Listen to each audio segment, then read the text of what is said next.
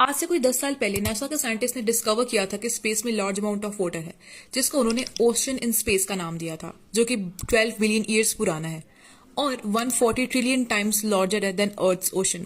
اور یہ space ocean surround کرتا ہے بلیک ہول کو، جس کو ہم خوزر کہتے ہیں۔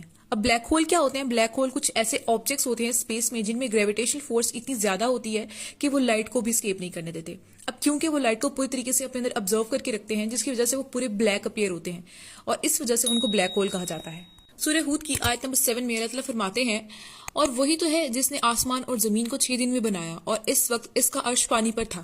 سیدنا ابن عباس سے اس آیت کے بارے میں سوال ہوا کہ پانی کس چیز پر تھا، تو آپ نے فرمایا کہ ہوا کی پیٹھ پر۔